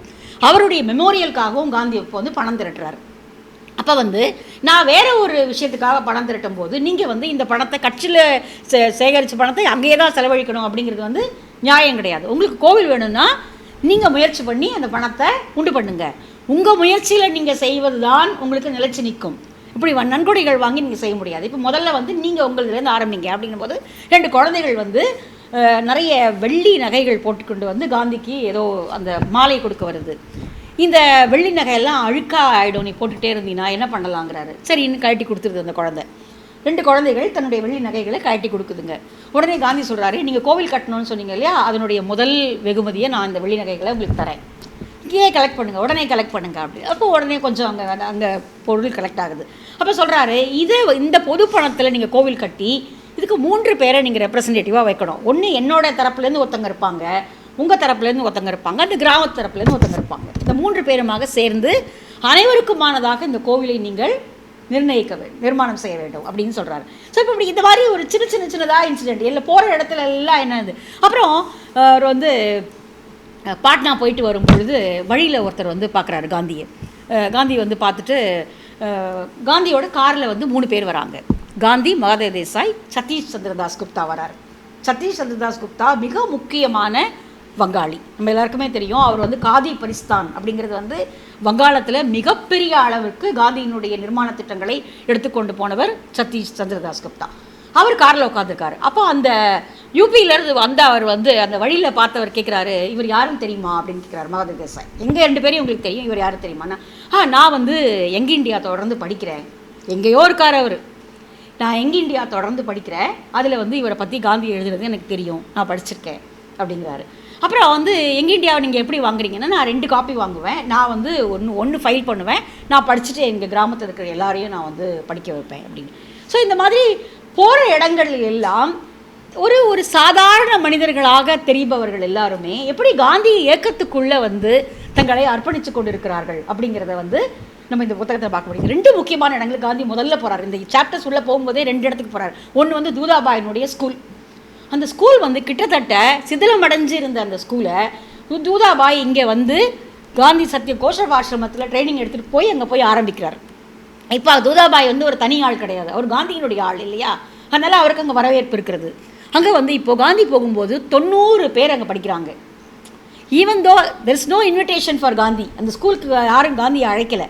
ஆனால் காந்தி இந்த டூரில் முதல்ல நான் அங்கே தான் போவேன்னு அங்கே போகிறாரு. அங்கே போய் அந்த பள்ளிக்கூடத்தை பார்க்குறாரு. அங்கே 90 பிள்ளைகள் படிக்கிறார்கள், எல்லாமே ஒடுக்கப்பட்ட குழந்தைகள் அங்கே படிக்கிறாங்க, அதை பார்க்குறாரு. அப்புறம் அடுத்தது வந்து ராம்ஜி அப்படிங்கிற ஒரு கதர் நூல், அந்த கதர் நூற்கக்கூடிய ஒருத்தருடைய கிராமத்துக்கு போய் அவரை போய் அங்கே பார்க்குறாரு. இதெல்லாமே காந்திக்கு அழைப்பு இல்லாமல் அவர் போன இடங்கள். மற்ற இடங்கள்லாம் அழைப்பு இருக்கிறது, அந்த இன்விடேஷனால் அவர் போகிறார். ஆனால் இந்த மாதிரி அழைக்காத இடங்களுக்கு போனதாக இது. அப்போ ஒரு இடத்துல வந்து இந்த மாதிரி இடத்துல இப்படி யாரெல்லாம் கொடுக்குறாங்கன்னு எழுதும்போது மகாதேவ் தேசாய் வந்து ரத்ன சபாபதி கவுண்டரை பற்றி ஒரு 2 வரி எழுதுகிறாரு. ரொம்ப சந்தோஷமாக இருந்தது அதை படிக்கும்போது.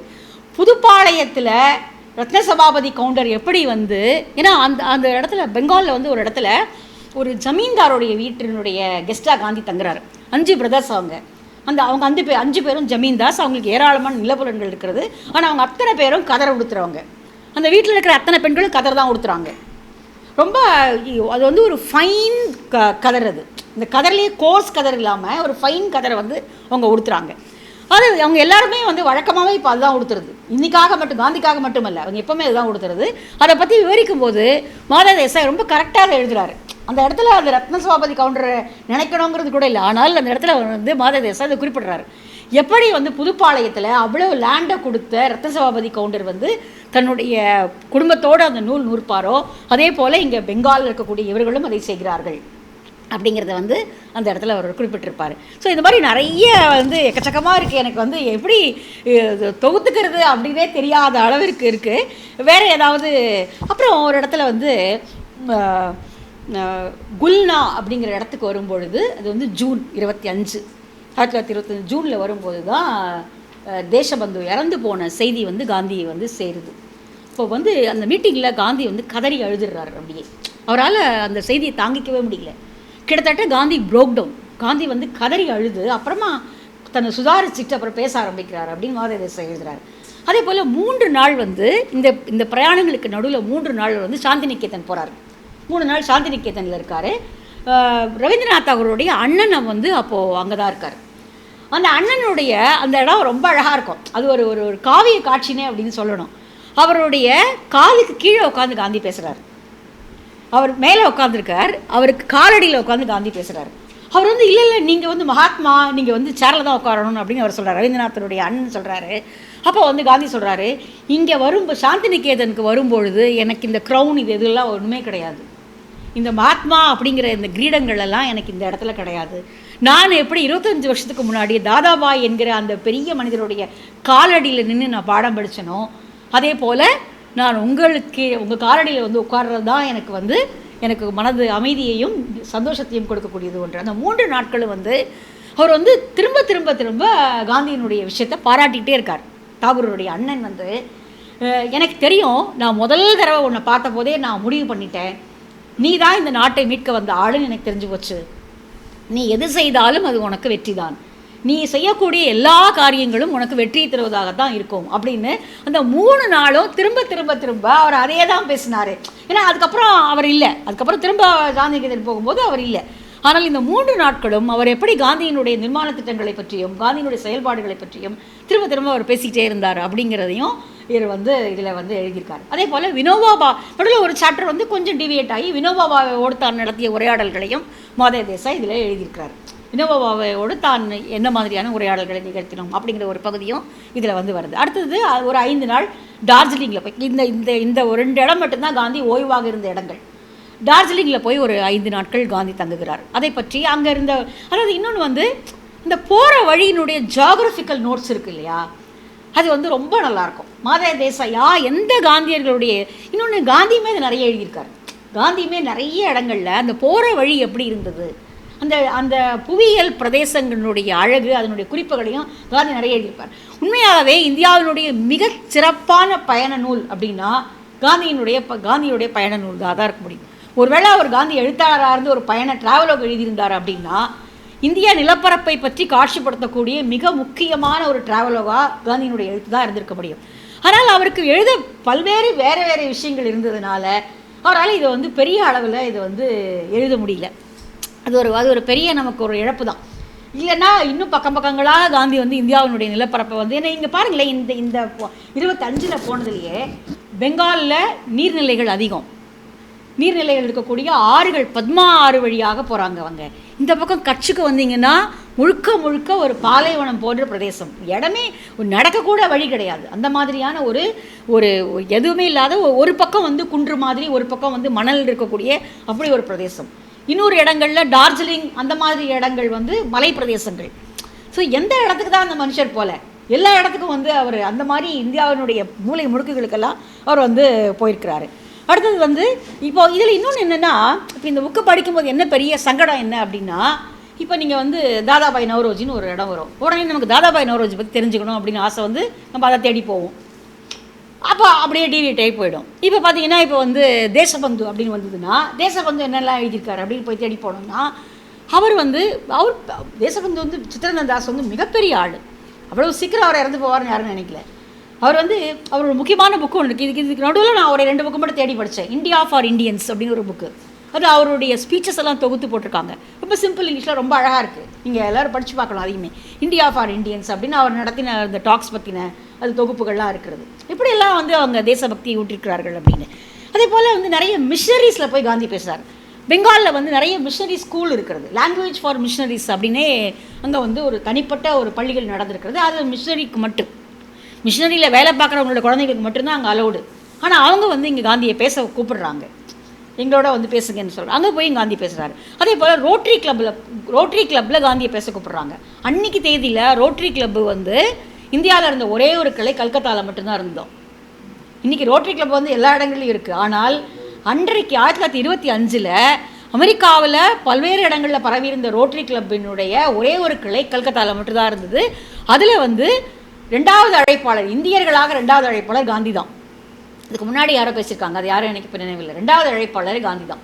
அப்போ அவர்களுக்கு நடுவில் வந்து காந்தி போய் எக்கனாமிக்ஸ் அண்ட் ஸ்பிரிச்சுவாலிட்டி ஆஃப் கதர் அப்படிங்கிற தலைப்பில் ஒரு அருமையான டாக் வந்து ஒன்று கொடுக்குறாரு. அப்போ ஸ்பிரிச்சுவாலிட்டி அப்படின்னா பிரச்சனை வருமா அப்படின்னு உங்கள் ஒருத்தர் கேள்வி கேட்குறாரு. அப்போ மொராலிட்டின்னு மாற்றிக்கோங்க அவ்வளோதானே அப்படிங்கிறாரு காந்தி. மொராலிட்டின்னு மாற்றிக்கோங்க, ஸ்பிரிச்சுவாலிட்டி நம்ம ஸ்பிரிச்சுவலும் மாரலும் ஒன்று தானே, ஒரு மொராலிட்டி இல்லாதனுடைய ஸ்பிரிச்சுவாலிட்டிக்கு என்ன அர்த்தம் இருக்க முடியும், ஒன்றும் கிடையாது அப்படின்னு அதை வந்து மாற்றி வந்து அதை பேசுகிறாரு. பல்வேறு கேள்விகள் கேட்கப்படுகின்றன. அது அந்த கதர் அப்படிங்கிறத வந்து எல்லாருமே ஒரு டவுட்ஃபுல்லாக தான் பார்க்குறாங்க. இது தேவையில்லாதது, இது வந்து என்ன இவர் வந்து வேண்டாத வேலை அப்படிங்கிற மாதிரி தான் பார்க்குறாங்க. ஆனால் எக்கனாமிக்ஸ் ஆஃப் கதர்னு காந்தி தனியாக ஒரு புக்கே எழுதியிருக்காரு. எக்கனாமிக்ஸ் ஆஃப் கதர்னு எழுதியிருக்காரு. காந்தி அஸ் அன் எக்கனாமிக்ஸ்னு ஒரு புக்கு இப்போ ரீசெண்டாக ஒரு புக்கு வாங்கினேன். அப்போது அவர் வந்து எப்படி வந்து தகவல்களை சேகரித்து, நமக்கு தெரியும் ஜேசி குமரப்பா முதல்ல வந்த போதே அவர் போய் அந்த மட்டாரில் போய் அவர் வந்து சர்வே தான் எடுத்துகிட்டு வர்றாரு. யாருக்கு எவ்வளோ வேலை இருக்குது, யாருக்கு என்ன இருக்குது. அப்புறம் காந்தி எந்த கிராமத்துக்கு போனாலும் முதல்ல வந்து முதல் கேள்வி, இங்கே எத்தனை பேர் கதர் உடுத்திருக்கீங்க, எத்தனை பேருக்கு ஸ்பின்னிங் தெரியும், எத்தனை பேர் நூறுக்கு ஆசைப்படுறீங்க அப்படிங்கிற கேள்வி தான் முதல்ல கேட்குறாரு. ஸோ அதுலேருந்து அந்த மீட்டிங்கே அதுலேருந்து ஆரம்பிக்குது. கதர். அப்புறம் ஒரு இடத்துல வந்து ட்ராமா குரூப்புக்கு போகிறார் காந்தி. 2 பேர் வந்து ட்ராமா வந்து நடித்து காட்டுறாங்க. காந்திக்கு ரொம்ப வருத்தம், கல்கத்தாவில் வந்து ரொம்ப வருத்தம். ஏன்னா அந்த ட்ராமா குரூப்பில் இருந்து யாருமே கதர் உடுத்திக்கல. இது என்ன ட்ராமா, இது கதரே இல்லாத ட்ராமா, என்ன ட்ராமா அப்படின்னு சொல்லி வந்து தன்னோட வருத்தத்தை பதிவு பண்ணிடுறாரு. அப்புறம் அவங்கள கூப்பிட்டு சொல்கிறாரு, நான் வருவேன், உங்களுடைய அடுத்த இதுக்கு நான் வரணும் அப்படின்னா நீங்கள் எல்லோரும் கதர் போட்டிருந்தா தான் நான் வருவேன். நீங்கள் யோசிச்சு பாருங்கள், அந்த ட்ராமாவுக்கு பண்ணக்கூடிய காஸ்டியூம்ஸை நீங்கள் உடனடியாக எப்படி கதரில் உண்டு பண்ணுவீங்க, கதரில் எப்படி தைப்பீங்க? ப்ராப்பர்ட்டிஸ் நிறையா அவங்க துணிகளில் பண்ணி வச்சுருக்காங்க. ஆனால் டு த சர்ப்ரைஸ் 2 நாளில் அடுத்த ட்ராமா நடக்குது, எல்லாமே கதரில், எல்லா உடையும் கதர். அப்போது அதாவது இன்றைக்கி ஒரு மேனேஜ்மெண்ட் இதில் அப்படி பார்க்கும்போது விளம்பரத்துறையில் வந்து நீங்கள் விளம்பரத்தை வந்து எப்படி எல்லாமே விளம்பரம் தான் இல்லையா? எதுனாலும் அது விளம்பரம் தான். விளம்பரத்துக்கான இதுதான் அப்படின்னு கிடையாது. நீங்கள் எங்கே வேணாலும் விளம்பரம் பண்ண முடியும். இப்போ நம்ம பஸ்ஸில் பார்க்குறோம், ட்ரெயினில் பார்க்குறோம், எல்லாம் பார்க்குறோம். அப்போ இது ரொம்ப பிரசித்தப்பட்ட ஒரு இதுதான். ஒரு நாவிதர் வராருன்னா அந்த நாவிதர் கதர் உடுத்தணும். கதர் காந்தி அதை கண்டிஷனாகவே வச்சுருக்காரு. கதர் உடுத்தின நாவிதர்கிட்ட தான் நான் சேவை பண்ணிப்பேன். பெங்காலையும் அதுதான் சொல்கிறாரு. ஏன்னா அவருக்கு சொல்கிற காரணம் என்னென்னா, இந்த நாவிதர் 4 இடங்களுக்கு போகிறவர், இந்த 4 இடங்களுக்கு போகிறவர் கதரை உடுத்திட்டு போனார்னா 4 பேர் இதை பார்ப்பாங்க. அப்போ அவங்களுக்கு இந்த கதர் உடுத்தணும் அப்படிங்கிற எண்ணம் வரும். இப்போ இதை விட ஒரு பெரிய ப்ராபகண்டிஸ்ட் யார் இருக்க முடியும் அப்படின்னு. இது இந்த இந்த இந்த இந்த சூட்சும புத்தி இருக்குது பாருங்கள், அது காந்தியினுடையது. அதை வந்து இந்த புத்தகத்தில் நிறைய இடங்கள் நம்ம பார்க்க முடியும். ஸோ இது மாதிரி நிறைய வந்து அப்புறம் இன்னும் வேறு என்ன இடம்ப்பா, அதான் ஜோகேஷ் பாபு, அவர் பேர் வந்து ஜோகேஷ் பாபு. அவங்களுடைய அம்மா தான் 101 சவரன் நகையை கொடுக்குறாங்க. அப்புறம் இதில் நிறைய பேர் பெங்காலில் இருந்த, கட்சியில் இருந்த, இந்த மாதிரி போன இடங்கள்லாம் எத்தனை காந்தியர்கள் அங்கங்கெல்லாம் வேலை பார்த்தாங்க அப்படிங்கிற தகவல்களை மாதவ தேசாய் குறிப்பிச்சுக்கிட்டே போகிறாரு. ஒரு சில பேர் தான் நமக்கு தெரியும். இப்போ பிரஃபுல்ல கோஷோட பேர் நமக்கு தெரியும் பெங்காலில், சதீஷ் சந்திர தாஸ் குப்தாவோடைய பேர் நமக்கு தெரியும். அதை தவிர நிறைய பேரோட பேர் இன்றைக்கி தெரியாமையே நமக்கு போயாச்சு. எத்தனையோ காந்தியர்கள் உயிரை கொடுத்து வேலை பார்த்தவங்களுடைய பேர்கள்லாம் இன்றைக்கி நமக்கு தெரியல. ஆனால் அந்த பேர்களெல்லாம் இந்த புத்தகத்தில் குறிப்பிடப்படுகிறது. ரொம்ப ஆச்சரியமாக இருக்குது. சில பேர் வந்து அந்த பிரஃபுல்ல கோஷ் வந்து ஒரு கெமிஸ்ட்ரி ப்ரொஃபஸர். அவர் இந்த ஒத்துழையாமை இயக்கத்துக்கு கொஞ்சம் முன்னாடி வரைக்கும் அவர் வந்து மாதம் 500 ரூபாய் சம்பளம் வாங்கி கொண்டிருந்தவர். நீங்கள் யோசிச்சு பாருங்கள், 1920களில் 500 ரூபா சம்பளங்கிறது எவ்வளோ பெருசு. அப்போ பிரஃபுல்ல கோஷனுடைய தங்கை வந்து ஸ்கூலில் படிக்கிறாங்க. காந்தி கேட்குறாரு, நீங்கள் வேலையை விட்டுட்டீங்க, இப்போ என்ன பண்ணுறாங்க, உங்கள் தங்கை எங்கே படிக்கிறாங்க அப்படின்னா, யாரோ ஒரு நண்பர் மாதம் 15 ரூபாய் உதவி செய்கிறார். இப்போ பிரஃபுல்ல கோஷுக்கு வேலை கிடையாது, அவர் இந்த காந்தி பணிகள் தான் செஞ்சிட்ருக்காரு. வந்து 15 ரூபாய் யாரோ ஒரு நண்பர் உதவி செய்கிறார். நிவேதிதாவுடைய போர்டிங் ஸ்கூல் வந்து கல்கத்தாவில் இருக்குது. நிவேதிதா சகோதரி நிவேதிதாவுடைய போர்டிங் அண்ட் லாட்ஜிங் ஸ்கூல் வந்து கல்கத்தாவில் இருக்குது, அங்கே படிக்கிறா தங்க அப்படின்னு பிரஃபுல்ல கோஷ் வந்து காந்திக்கு பதில் சொல்கிறாரு. உங்கள் வீட்டை நான் பார்த்தே ஆகணுங்கிறார் காந்தி. இங்கே போகிறாரு, அந்த ஆற்றுக்கு நடுவில் இருக்கக்கூடிய அந்த வீட்டுக்கு போகிறாரு. அது ஒரு சிதிலமடைஞ்ச ஒரு வீடு, அது ஒன்றுமே இல்லை, அந்த வீட்டில் ஒன்றுமே இல்லை. இந்த வீட்டில் இருந்துக்கிட்டா நீங்கள் இந்த வேலையை செய்கிறீங்க அப்படிங்கிறாரு. வீடு, இந்த வேலை செய்கிறதுக்கு வீடு வேணுமா என்ன அப்படின்னு அவர் திருப்பி கேட்குறாரு காந்தியை. இந்த மாதிரி அற்புதமான ஒரு டயலாக் வந்து இவங்களுக்கு நடுவில் இருந்த இந்த டயலாக்ஸ் எல்லாமும் இந்த புத்தகத்தில், அதாவது மாதவ தேசாயினுடைய இந்த புக்கு வந்து ஒரு கலவை, ஒரு தஞ்சாவூர் கதம்பம் மாதிரியான ஒரு கலவை. ஒரு காந்தி பற்றிய செய்தி, காந்தியினுடைய உரையாடல்கள் ஒரு பக்கம், காந்தியர்களாக பல்வேறு மக்கள் செய்த அவர்களுடைய தியாகங்கள், அவர்களுடைய உழைப்பு ஒரு பக்கம், மாதவ தேசாயினுடைய அற்புதமான மொழி ஒரு பக்கம், அப்புறம் இந்தியாவினுடைய புவியியல் பரப்பு ஒரு பக்கம். இந்த மாதிரி பல நூறு தகவல்களை ஒரே புக்குக்குள்ளே பல கம்பார்ட்மெண்ட்ஸாக நம்ம பார்த்துக்கிட்டே போகலாம். குறிப்புகள் நிறைய கையில் வச்சுருக்கேன், ஆனால் எதையும் வந்து நம்மளால் சொல்லி முடிக்க முடியும்னு எனக்கு தோணலை. அந்த அளவிற்கு நினைப்புலேயே நிறைய இருக்கிறது.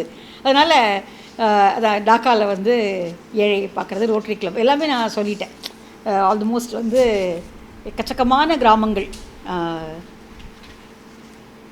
அப்புறம் அலி பிரதர்ஸ் வந்து காந்தியோட வரல. இந்த டூரில் வந்து பெங்கால் போகும்போது அலி பிரதர்ஸ் வந்து காந்தியோட வரல. காந்தி வந்து ரொம்ப வருத்தப்படுறாரு. அலி பிரதர்ஸ் என்னோட வந்திருந்தாங்க அப்படின்னா இந்த பெங்கால் டூர் வந்து எனக்கு இன்னும் எவ்வளோ சிறப்பானதாக இருந்திருக்கும். அப்போவே வந்து இந்து முஸ்லீம் யூனிட்டி அப்படிங்கிறது வந்து கொஞ்சம் கேள்விக்குறியான ஒரு நேரம் தான் அது. ஸோ இந்த மனிதரை வந்து பிரமிக்காமல் நம்மளால் ஒரு 4 வரி கூட படிக்க முடியாது. அவருடைய அந்த அந்த 48 கிலோ மட்டுமே இருந்த அந்த மனிதருடைய உடம்பில் எங்கேருந்து இவ்வளவு சக்தியும் இவ்வளவு ஓடிட்டே இருந்திருக்காரு. 25 மட்டும் எடுத்து பார்த்தீங்கன்னா அவ்வளோ ஓடிருக்கார் அவர். இத்தனை செய்திகளையும் சுமந்து கொண்டு ஒரு நாள் இருந்த இடத்துல அடுத்த நாள் இல்லை, ஒரு நாள் இருந்த ஊரை அடுத்த நாள் வேறு மாதிரி போச்சு, அடுத்த பிரதேசமே மாறி போச்சு. இப்படி இந்த புத்தகத்தில் இந்த 2 செய்தி தான். அப்புறம் கடைசியில் அந்த அகமதாபாத்தில் இருந்த மில் ஓனர்ஸ், அந்த இது 25 வராரு. இன்னும் 18 நமக்கு தெரியும் அகமதாபாத்தில் நடந்த அந்த உண்ணாவிரதம். இது அந்த மரத்தடி இப்போ ஒரு ஹிஸ்டாரிக்கல் பிளேஸ் அப்படின்னு எழுதுகிறாரு. அந்த மரத்தடி, எந்த மரத்தடியில் நின்று காந்தி இந்த பேச்சுவார்த்தையை முடித்தாரோ அந்த மரத்தடி இப்போ ஹிஸ்டாரிக்கல் பிளேஸ். அங்கேயே அந்த மில் ஓனர்ஸோடைய குழந்தைகளை பார்த்து அங்கே ஒரு நாள் கூட்டம் நடக்கிறது, அதை பற்றி எழுதியிருக்கிறார். அப்புறம் ஒரு தேசிய பள்ளிகளாக நிறுவப்பட்ட பள்ளிகளுடைய நிலைமை எப்படி இருந்தது. நிறைய தேசிய பள்ளிகள் அப்போ நிறுவப்பட்டிருக்கிறது. ஆனால் பின்னாடி காலப்போக்கில் அவையெல்லாம் மறைஞ்சு போச்சு. அந்த பள்ளிகளில் நூல் நூற்பு எப்படி இருந்தது அப்படிங்கிற தகவல்களும் இதில் வருது. ஸோ இந்த புத்தகத்தில் காந்திங்கிற அற்புதமான மனிதரை கூடவே இன்னும் ஏராளமான மனிதர்கள் இந்த நாட்டுக்காக இந்த காந்தி சொல்லக்கூடிய செய்தி எந்த அளவிற்கு உண்மையானது என்பதை மனதில் வாங்கி கொண்டு தங்களுடைய வாழ்க்கையை தியாகம் செய்த எத்தனையோ பேருடைய வாழ்க்கை இந்த புத்தகத்தில் இருக்கிறது. இதெல்லாம் படிக்கும்போது நம்மளால் எந்த காந்தி புக்கை படித்து முடிக்கும் போதும் நம்மளுடைய கண்களில் 2 சொட்டு கண்ணீர் இல்லாமல் நம்மளால் அதை முடிக்க முடியாது. எப்பேற்பட்ட தியாகத்தால் உருவான ஒரு நாடு இது அப்படிங்கிறது இன்றைக்கும் உலக அரங்கில் இந்தியாவிற்கு மதிப்பு என்ற ஒன்று இருக்கிறது என்றால் அது இது காந்தி தேசம் அப்படிங்கிற இன்றைக்கி இந்த போர் சூழலில் எந்த அளவுக்கு இந்தியா மதிப்பு குறைஞ்சு போச்சு அப்படின்னு நிறைய பேர் எழுதுகிறாங்க. ஆனால் இன்னும் திருப்பி நம்ம அதை அதை திருப்பி ரிட்ரீவ் பண்ணிட முடியும், அந்த நம்பிக்கைலாம் இல்லாமல் இல்லை. இப்படியெல்லாம் சீரழிஞ்சு போயிடாது இந்த நாடு. இந்த நாட்டினுடைய ஆத்மா காந்தியினுடைய ஆன்மாவோடு உறைவது. அதனால் இந்த உலகத்தினுடைய இந்தியாவினுடைய முகம் என்றால் அது காந்தியினுடைய முகம்தான். இன்னமும் இந்த உலக அரங்கில் இந்தியாவுக்கு மதிப்பு இருக்குது அப்படின்னா இது காந்தி தேசம் அப்படிங்கிற மதிப்பு தான். அந்த அளவில் இந்த புத்தகத்தினுடைய எல்லா செய்திகளும் என்னால் சொல்ல முடியல, அதுக்கு நீங்கள் மன்னிக்கணும். ஓரளவுக்கு நான் இதில் தொட்டி காட்டியிருப்பேன் அப்படிங்கிற நம்பிக்கையோடு விடைபெறேன். நன்றி.